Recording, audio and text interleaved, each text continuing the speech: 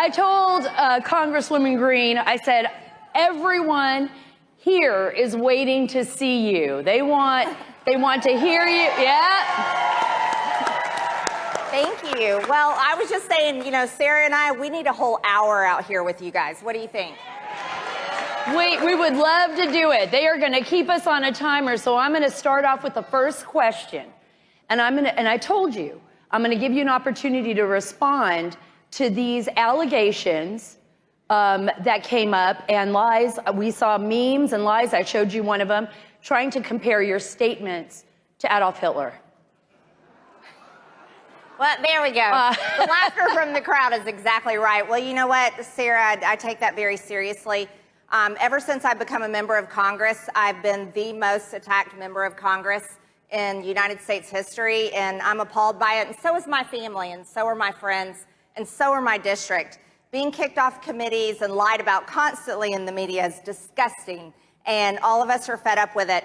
But when I said that I'm a Christian nationalist, I have nothing to be ashamed of, because that's what most Americans are. We're proud of our faith. We're proud of our faith, and we love our country. And that will make America great again. When we lean into biblical principles, you know, is there anything wrong with loving God and loving others? No.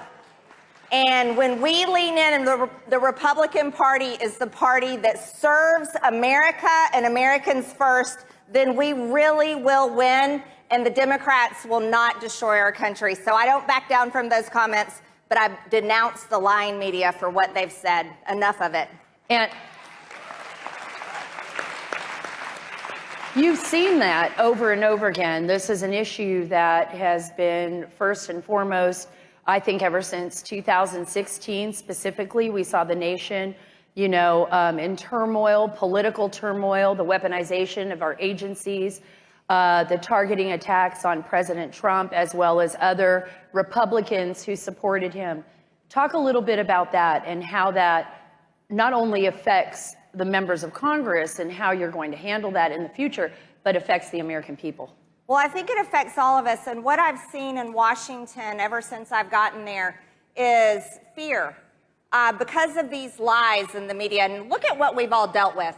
Why is it that the mainstream media, and why is it that the trolls all over social media, and you know, the ones that run the big tech platforms, why do they get to lie about President Trump, his administration, Republicans like me? Why does CNN get to sell the Russian collusion lie over and over and over again, and now sell Liz Cheney's lie of January 6th over and over and over again? Why do they get to call me horrific names and call you horrific names, kick all of you off of social media and silence your voices? Why do they get away with it? But yet at the same time, Sarah, you want to know something?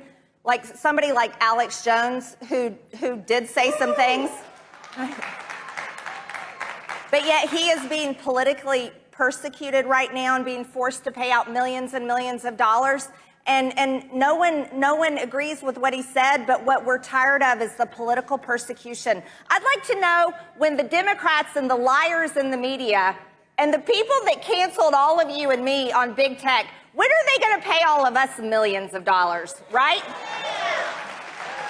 Well, I tell you what, Sarah, here's this. When Republicans take back the House, I'm going to be one member of Congress that's there to hold everyone accountable. And I think that's the most important thing I can do.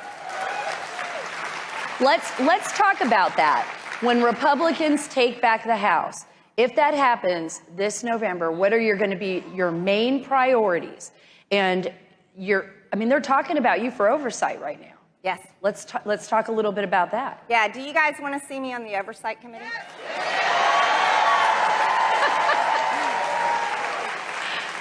Yeah, there'll be some fire coming out of that committee.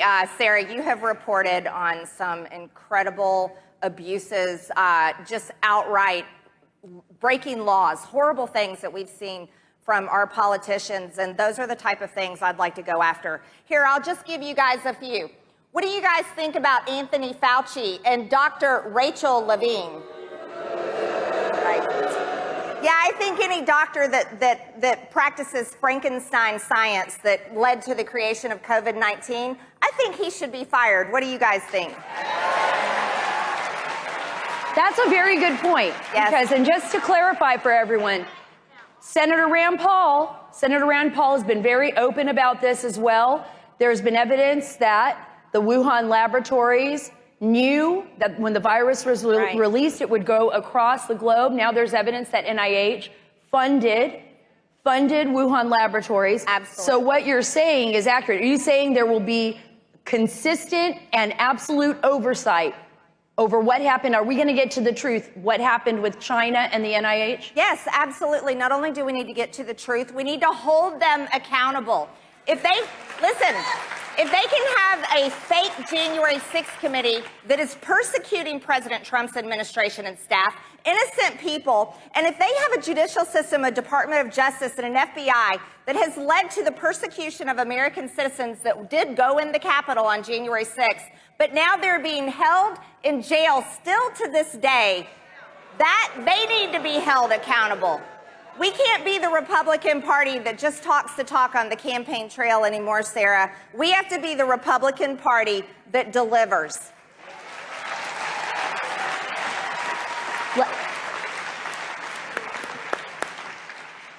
As far as the Republican Party, do you feel that there are divisions within the Republican Party as well, that you're standing up to maybe, and we've heard this before, an establishment? Will we see more unification of that Republican Party come November or 2024?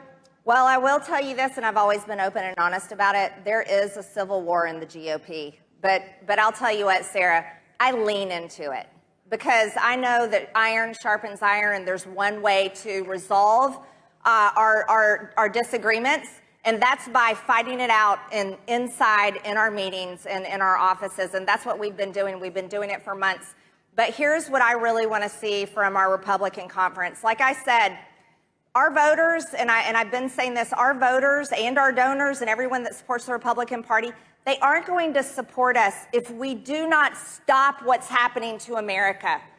We're a country with over $30 trillion in debt. We're a country that has wide open borders. We're a country that is in a recession, no matter how they define it. We are a country where our children are being brainwashed that they can change their gender when absolutely they cannot. Each of us are made in the image of God, in his image, male and female in his image.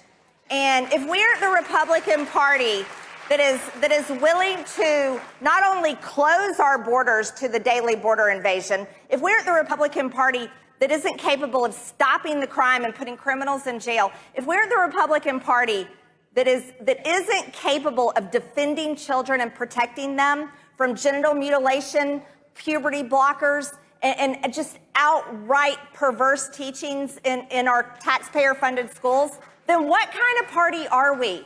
And we will not deserve, nor will we get the support from our base. And so I will be urging my colleagues, look, we've got to fight harder than ever before because the Democrats have showed us who they are, Sarah, and you've seen them. You have reported on it over and over.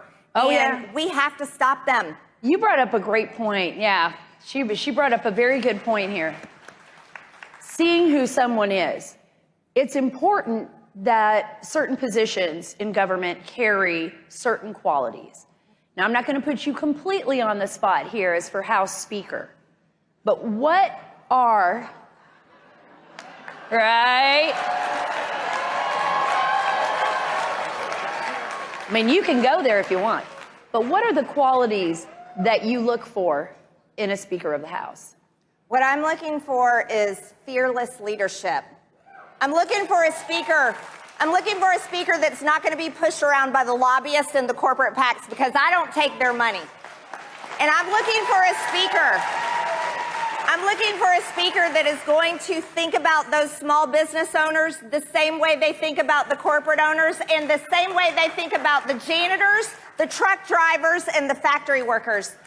I want a speaker that's going to put America first, all of your money first, our borders and our children's future above everything. That's the future Speaker of the House. And my last question, because we had such a short amount of time, and I would have asked her about everything from Hunter Biden to Afghanistan. And I would have said all my opinions.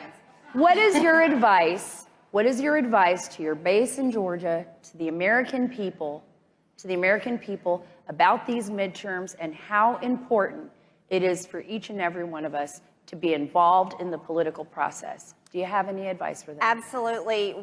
We are a government for the people and by the people. And ladies and gentlemen, if you sit home and you sit it out, then you're going to keep having the government that you have. And that's what's happened for decades now. We haven't held them accountable. And I take as much blame as anyone.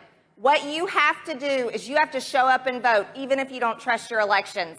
Because if we sit it out on the sideline, it's like watching a battle rage in front of us and not going in to fight. We have to get in there to vote. You have to volunteer and work the polls. You have to make sure that they count the ballots correctly. And I think in Arizona, we just saw some crazy shenanigans, but some great people won. But we have to care. If we want the country that we know we have and we know we love and we know we're going to continue to fight for our kids in the future, we have to show up. And that's how we're going to hold them accountable, and that is how we're going to help and make this country great again, because I know it can be done. And I believe in you to do it more than myself. So thank you so much. Everyone, Congresswoman Greene.